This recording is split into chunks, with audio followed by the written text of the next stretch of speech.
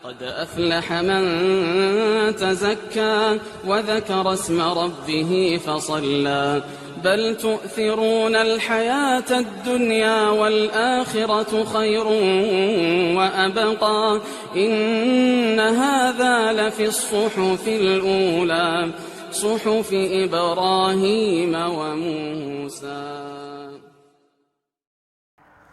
بسم اللہ الرحمن الرحیم. الحمد للہ رب العالمین والصلاة والسلام علی سید الانبیاء والمرسلین. اما بعد، اعوذ باللہ من الشیطان الرجیم. بسم اللہ الرحمن الرحیم. شہر رمضان الذی انزل فیہ القرآن. اللہ خالق کائنات کا بہت زیادہ کرم ہے، احسان ہے اس مالک کائنات کا کہ اس رب العالمین نے ہم کو رمضان المبارک کے پہلے 20 دن جو ہے وہ نصیب فرمائے ہیں، اور مجھے امید ہے کہ ہم نے اس سے بھرپور فائدہ اٹھایا ہوگا. اللہ خالق کائنات ہماری ان دنوں میں کی گئی عبادات جو ہیں وہ اپنی بارگاہ میں مقبول و منظور فرمائے. ناظرین، آج ہم گفتگو کرنے والے ہیں کہ رمضان المبارک کے بقیہ جو 10 دن ہیں وہ کیسے گزاریں. یہ بہت اہمیت کے حامل ہیں، اور پورے رمضان المبارک میں ان 10 دنوں کو، آخری 10 دنوں کو ایک خاص فوقیت اور ایک خاص مرتبہ حاصل ہے. اس کے اندر بہت سارے ایسے اعمال ہیں جو کیے جا سکتے ہیں، اس کے اندر بہت سارے ایسے کام ہیں جو ہوئے ہیں، اور اس کے اندر بہت ساری ایسی چیزیں ہیں جن کی فضیلت باقی دنوں سے زیادہ ہے. تو آئیے ہم دیکھتے ہیں کہ رمضان المبارک کے آخری جو 10 دن ہیں وہ ہم کس طرح سے گزار سکتے ہیں. سب سے پہلے ہم رمضان المبارک کے بارے میں جب دیکھتے ہیں تو آخری 10 دنوں کے بارے میں حضرت عائشہ صدیقہ رضی اللہ تعالی عنہا کی ایک روایت ہمارے سامنے آتی ہے. آپ فرماتی ہیں، کان رسول اللہ صلی اللہ علیہ وسلم اذا دخل العشر شد میزرہ احیا لیلہ وایقظ اہلہ. صحیح بخاری شریف کی یہ روایت ہے کہ جب رمضان المبارک کا آخری عشرہ آتا تو نبی کریم صلی اللہ علیہ وآلہ وسلم اپنے تہبند کو مضبوط باندھ لیتے، مطلب کہ عبادت کے لیے خوب اپنے آپ کو مضبوط کر لیتے اور اس کا اہتمام کرتے، اور رات بھر عبادت کرتے، اپنے خود بھی عبادت کرتے، اپنے گھر والوں کو بھی جگاتے تھے عبادت کے لیے. تو گویا یہ آخری 10 دن جو ہیں وہ انتہائی فضیلت کے دن ہیں کہ جن دنوں میں نبی علیہ الصلاۃ والسلام خاص طور پر اپنے آپ کو تیار کرتے اور پوری رات جو ہے وہ عبادت میں مصروف رہتے. ایک دوسری روایت ہے صحیح مسلم شریف کی، کان رسول اللہ صلی اللہ علیہ وسلم یجتہد فی العشر الاواخر ما لا یجتہد فی غیری، کہ نبی صلی اللہ علیہ وآلہ وسلم رمضان المبارک کے آخری 10 دنوں میں جتنی محنت کرتے تھے اس کے علاوہ میں اتنی محنت آپ نہیں کیا کرتے تھے. مطلب کہ یہ جو آخری 10 دن ہے یہ رمضان المبارک کا ایک نچوڑ ہے. ان دنوں کے اندر عبادت جو ہے وہ اپنی پیک پر، اپنے عروج پر پہنچ جاتی، اور نبی علیہ الصلاۃ والسلام اس کے اندر خاص اہتمام کیا کرتے تھے. آگے اس عشرہ کے اندر سب سے اہم بات یہ ہے کہ قرآن مجید کا نزول ہوا. اسی عشرہ کے اندر لیلۃ القدر ہے، تو اللہ رب العالمین اس کا خاص بیان ایک پوری سورہ کے اندر بیان فرماتے ہیں. فرمایا انا انزلناہ فی لیلۃ القدر، ہم نے اس قرآن مجید کو لیلۃ القدر کی رات میں نازل فرمایا. تو اس لحاظ سے اس آخری 10 دنوں کا فضیلت مرتبہ اور زیادہ بڑھ جاتا ہے کہ یہ وہ 10 دن ہیں کہ جن 10 دنوں کے اندر نمبر 1 تو یہ ہے کہ اللہ نے قرآن مجید کو نزول فرمایا، نمبر 2 ان 10 دنوں کی فوقیت اور فضیلت یہ ہے کہ ان کے اندر اللہ رب العالمین نے ایک لیلۃ القدر کی رات کو رکھا ہوا ہے. اللہ رب العالمین فرماتے وَمَا أَدْرَاكَ مَا لَيْلَةُ الْقَدْرِ، آپ کو کیا پتہ کہ لیلۃ القدر کیا اہمیت کی حامل ہے؟ لیلۃ القدر خیر من الف شہر، لیلۃ القدر جو ہے یہ 1000 مہینے کی عبادت سے زیادہ اہم ہے۔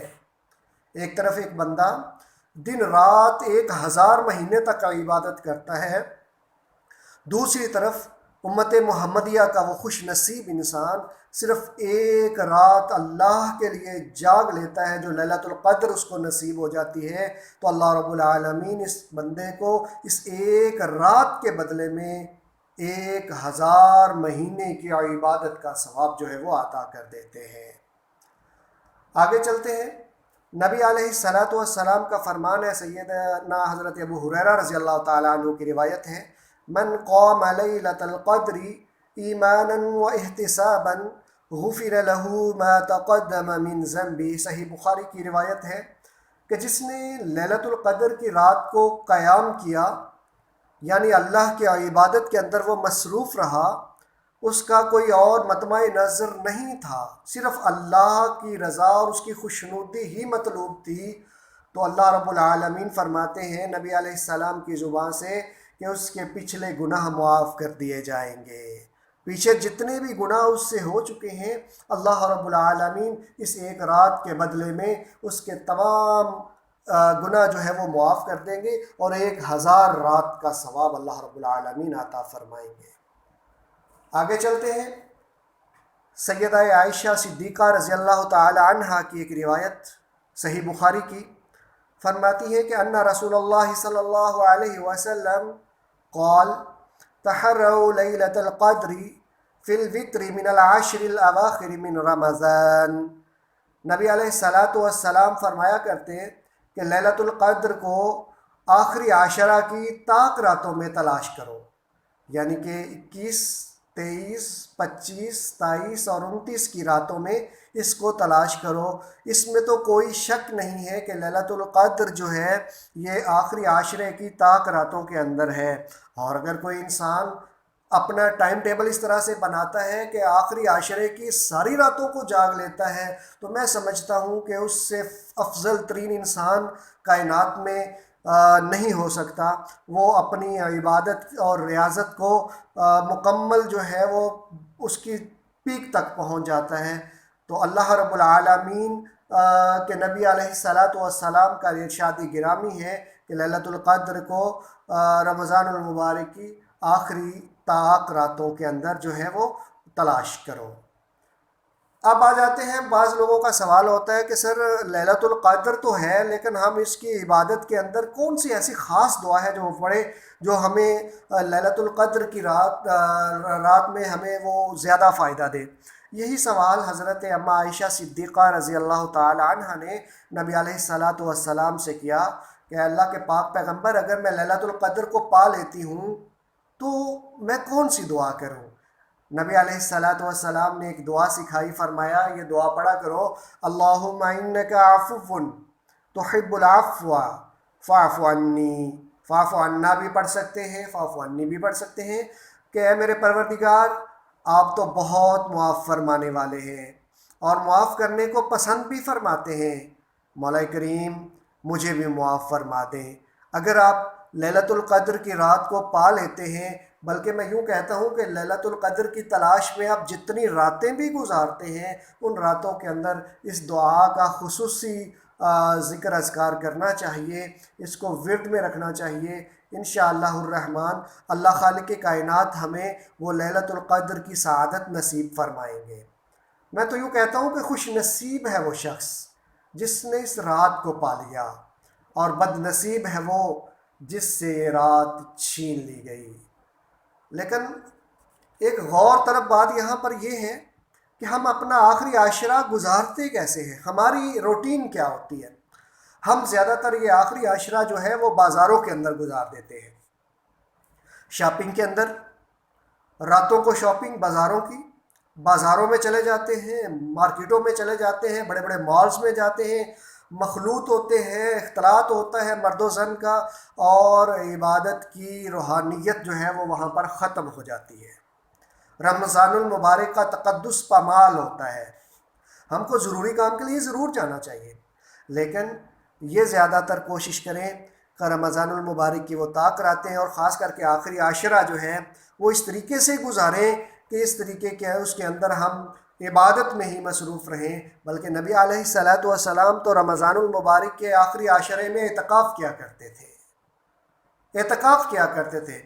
آپ نے اعتکاف کیا رمضان المبارک میں آخری عشرے میں، بلکہ لاسٹ ایئر جب نبی صلی اللہ علیہ وسلم اللہ رب العالمین اس دنیا سے پردہ فرمائے اور اللہ رب العالمین کے پاس چلے گئے، اس وقت نبی علیہ السلام نے 20 دن کا اعتکاف کیا۔ مطلب یہ ہے کہ اس کے لیے اتنا زیادہ اہتمام کیسے اور کیوں کیا جاتا ہے؟